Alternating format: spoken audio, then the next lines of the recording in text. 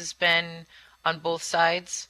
So basically, in a nutshell, for everyone, again, um, this is don't stop playing SL. Don't stop being in Second Life at all. We're saying that as creators and builders and avatar makers, and if you chose to come and explore InWorlds and wanted to bring something in as a satellite to your business, you are more than welcome. We would greatly appreciate your presence there, as well as to say that the things that you do here in Second Life are compatible with what you do in InWorlds. The coding, the scripting, everything is there. The nice thing about InWorlds with the mesh is they put together with the deformer before they even put mesh up. I don't think Second Life has a deformer yet, to be honest with you. And I find with my avatar build, I am my shape is custom. I made my shape, and I've always had issues with clothes, which is probably why I started to develop some clothing. So when mesh came out, I still, it doesn't matter what the size is, regardless, when I go to buy, if I have a mesh clothing that I purchase, my avatar doesn't fit things, and I end up having to change my shape to get the clothing to look right. It's a big mess. So I like the deformer over there, because if I mistakenly, quote unquote, buy something that's mesh, it fits.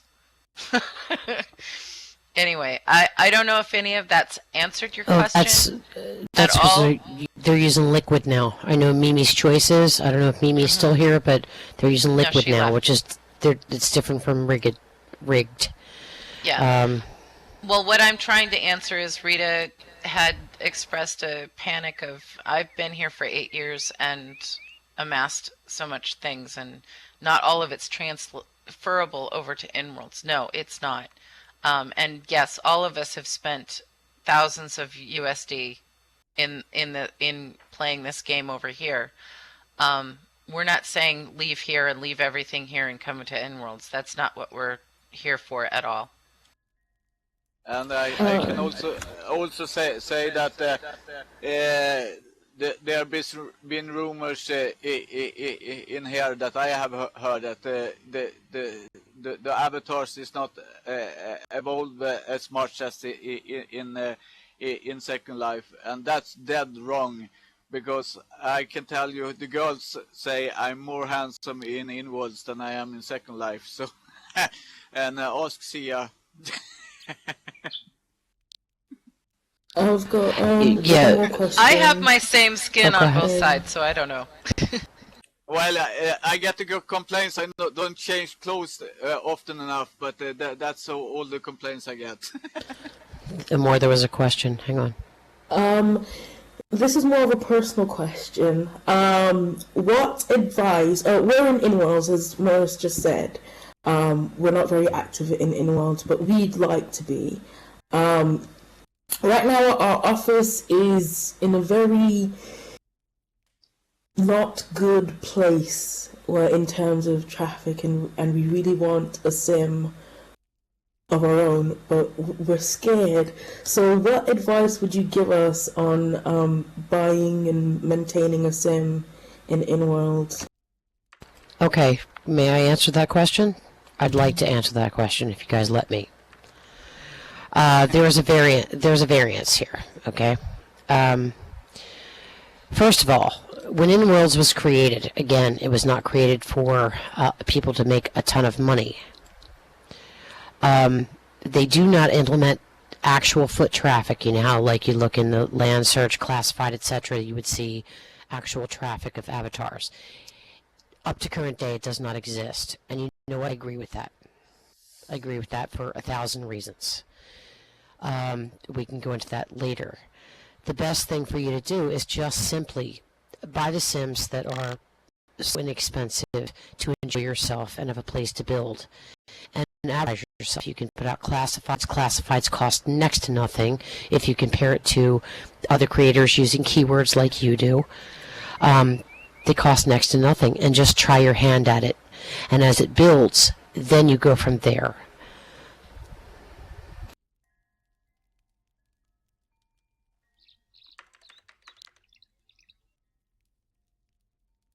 I hope that kind of answered your question.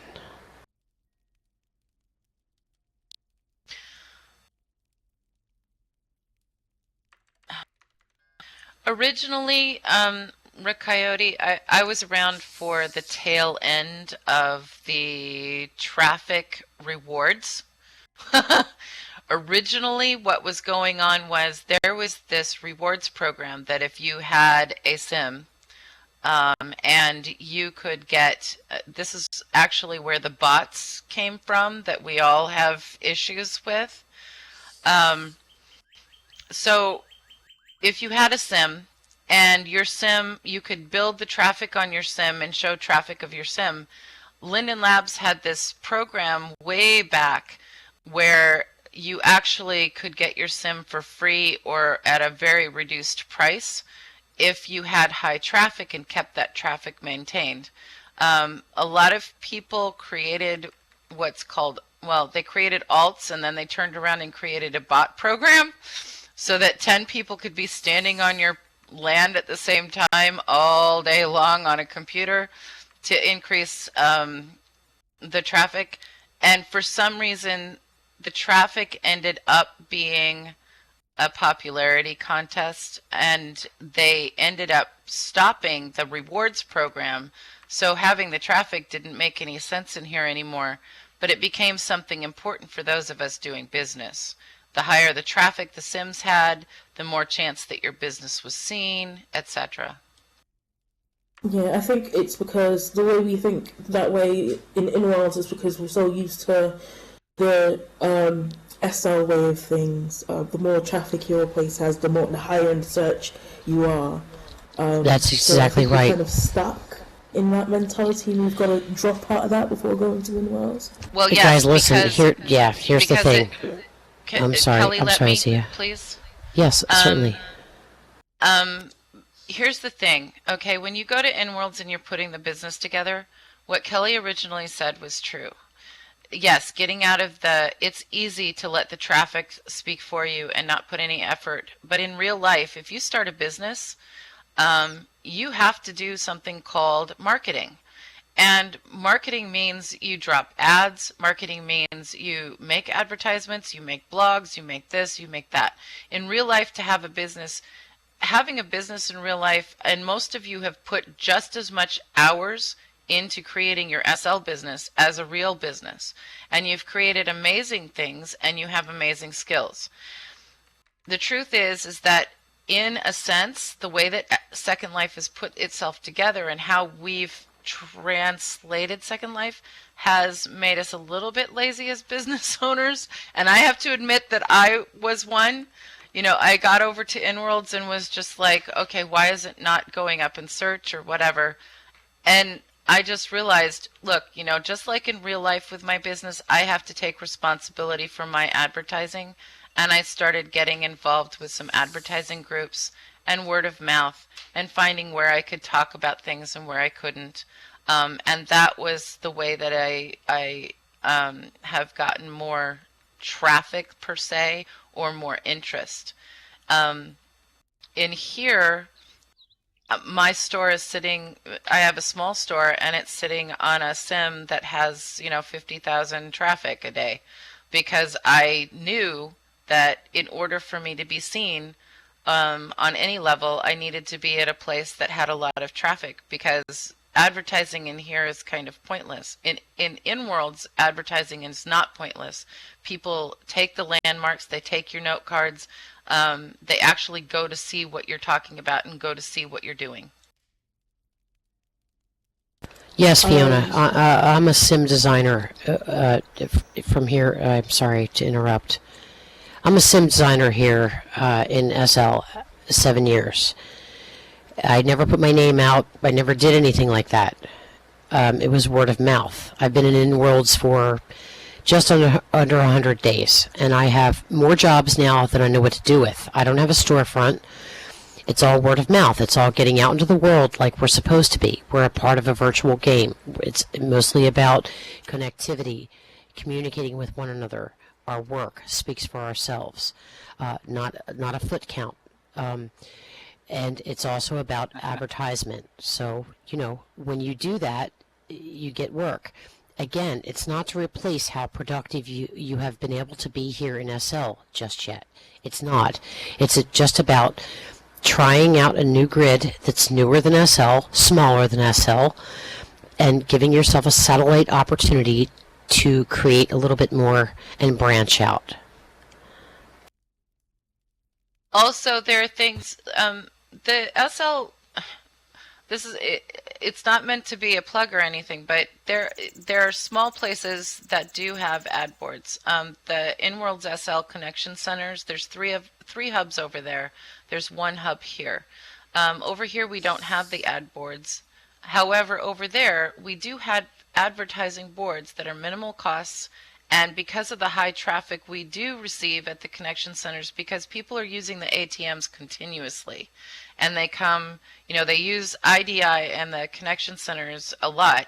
And so having the advertising boards there, people actually do touch those ad boards, and they do go to those stores and talk to those DJs and talk to those clubs and go and find out. They utilize the ad boards there. Here, you put an ad board section up and people may go in and put something up there, but there's no guarantee that people actually go to the places that have ad boards to look at what's available. Ad boards over here in the beginning, about 5-6 years ago, they worked really well. Now, not so great. And in InWorlds, the ad boards actually work really well, especially with places that people will go to specifically because of just a universal need. So the ad boards, they're part of that advertising piece for your own businesses. They are available and they are there. There aren't very many places that have them because there's only a few places that have, quote unquote, a lot of avatar traffic. And there are advertising groups too. I've got another question, but it's kind of off topic, and it's for the newser editor. Wait, what was in terms of like marketing and stuff, do you think that like a lot of people in SL magazines and stuff rely too much on? I know it's not the same as real life where you have to, people get paid for advertising based on circulation and stuff. Yeah, he's basically saying what oh.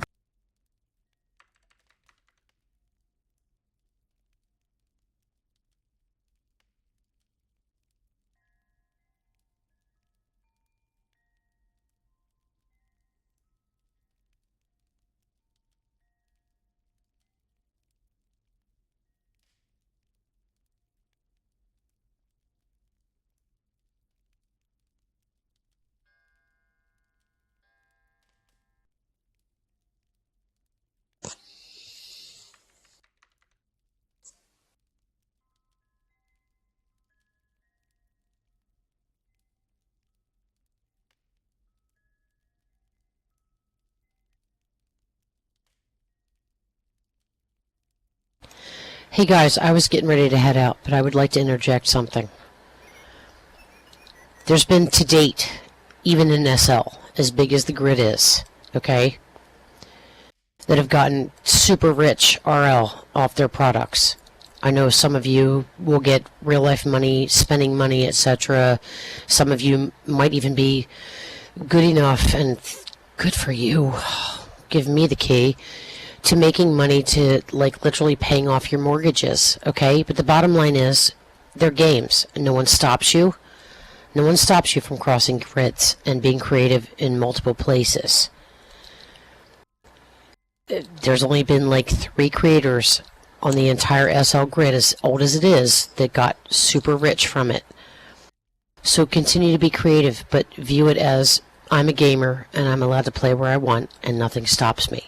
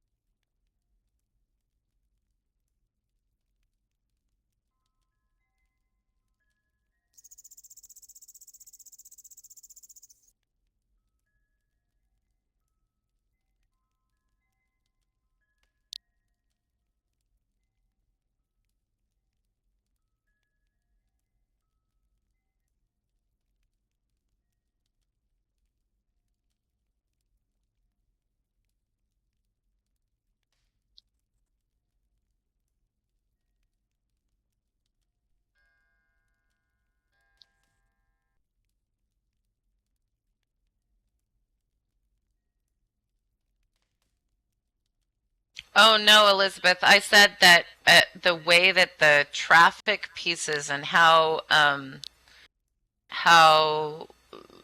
putting our situations in places where there's more traffic going on has made us a little marketing lazy. Um, Marketing in SL is not lazy. Marketing in SL is very, very difficult, actually.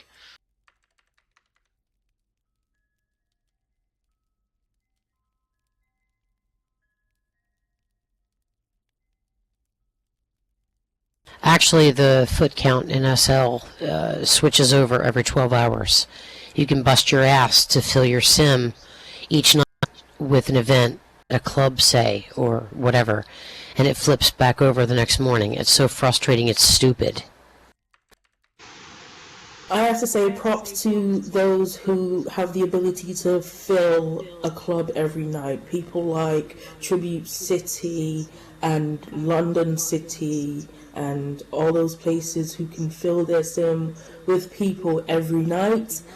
We know how hard it is to get people into an event, even when you're doing all the marketing in the world. Yeah, but you want to know something? What are the chances those are actual people and not bots? Or not alts? Let's get serious about this, okay? Chances are it's that person who has the monster machine who is bringing on 3 other avatars at one time. Because that's the reality in any world. Yeah, that's true. There's We another. never I've know. got. Like Norris was saying, it's the same thing with some of the publications in Second Life. There are people who are honest about what they're doing, and there are people who are really, really bad about asking people to pay for things that they have no proof to say that people are actually reading their stuff. But that's probably just me going into like me thinking, because in real life you have to show the advertisers viewership or circulation to get them to give you money. And in SL, it's different.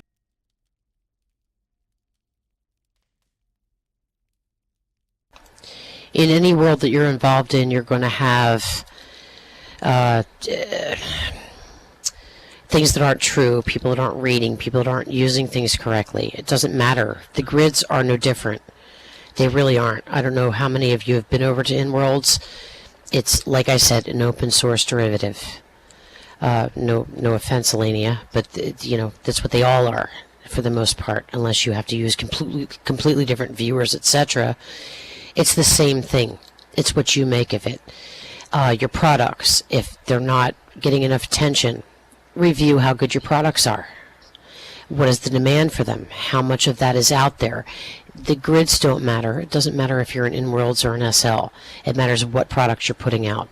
Is there too much of that? Is it not high quality, etc.? Again, the whole idea simply is you guys can cross grids and have some fun playing in multiple games. I understand you don't want to let go of what you've invested in SL, because God knows I've invested more money in SL than I even want to look at. It's frightening. But I haven't left SL, but I'm there too.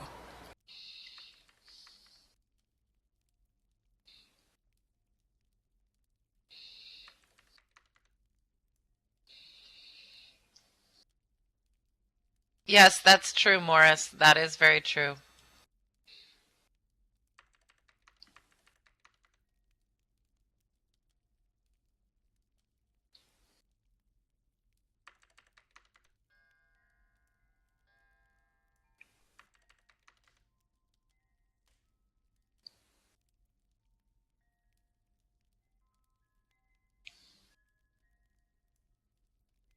Wait a minute, Yule, I can't pronounce her name. She just said, I see it as entertainment dollars being blown. I don't understand what you mean.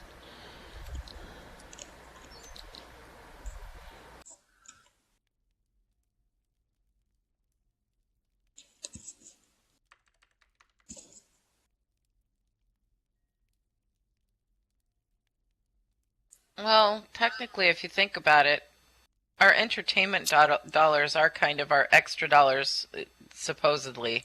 I mean, if I go to a movie, that dollar that money that I spent to go see that movie is going to go to the movie makers, the movie house. There isn't a whole lot of return back for me. No, I think video games, I get more of a return out of them than I do going to see a movie, to be honest.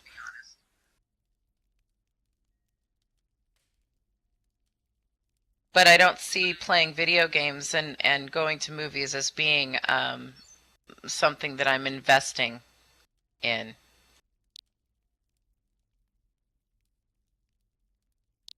Yeah, but again, you guys, you're missing the point that to buy property over there, just to put down your thoughts and your concepts, or a house, or a partnership, or whatever, it's 1/3 what it is here. Again, not comparing the two, but there's no reason not to set up a grandfather situation over there.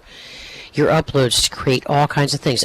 Honestly, guys, till you do it, till you create a group and you get that high, like, oh my god, that cost me nothing. I wanted to create jewelry in SL for the 7 years I was here, and I'm not very good at it. I'll admit it. I'm really not. But I stood there and I uploaded what had to be 1,000 linens worth of textures trying it out. Cost me nothing just to try it. It's really true. I own an entire region over there now. What she's saying is true. It's 1/3 the cost. It's 1/3 the cost, and it's 3 times the prims. Yes, it is. 45,000 prims for one region. Yeah, private sim, full sim over there in comparison to a sim here. 75 USD with no setup cost and 45,000 prims. I challenge any of you creators to use all of your prims. Good luck with that, because it ain't going to happen. I've tried. Actually, there was one person over there, and I can't remember where I was, but they did almost do it, And it does create just as much lag as it does here in SL if you reach half your prim limit. But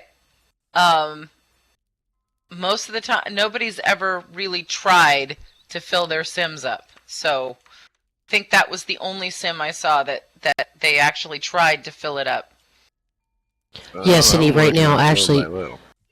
Cindy actually is a sim designer right now. I got hired about a week ago, and I'm working on one sim. The other one got connected now. It's 2 sims. Okay, so we're talking how many prims? 45K a piece. I'm recreating what looks like it's a Gorian RP sim eventually. And it's supposed to look like ancient Greece meets possibility of Atlantis. We're not going to even come close. We're only for 2 sims. We're only going to use about 60,000 prims, and it's highly detailed.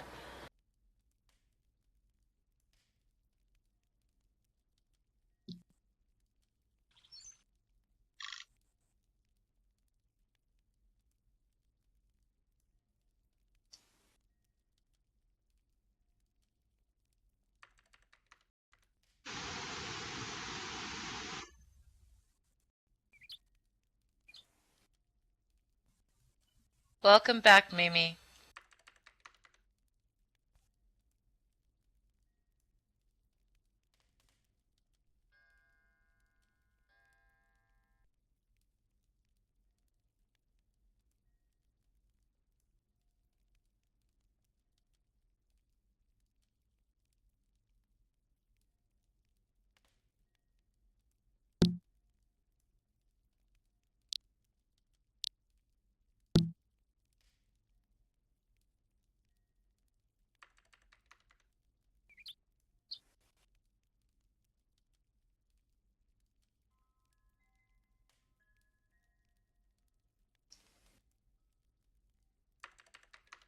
Okay, the truth is, if we're talking about sim costs, and this is how I see it, SL rents out your regions. Basically, it's a virtual server space.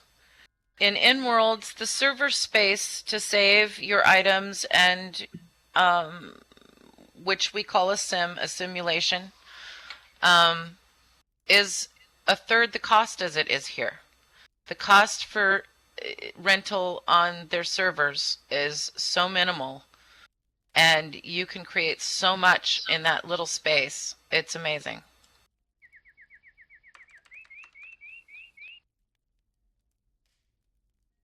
Which, from my view, when I first started in InWorlds, was the reason why I looked at that as being such an incredible thing, and why originally I saw, oh my God, I can sit there and upload, like Kelly said, $1,000 or 1,000 lindens worth of stuff and create things.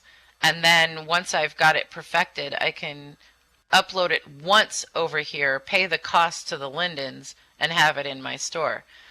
And because of the change in TOS, that never happened, of course. But my thoughts originally were InWorlds was a great resource for me. And again, yes, it's very much like going to the country, like Kelly said, very much so. Even though there's better products, I mean, things like Red Graves is over there, Mimi's there. So we got a little bit spoiled in that when I first started InWorlds, a lot of my favorite companies were already over there. So I had much better products to choose from. However, I did spend about a month still noob.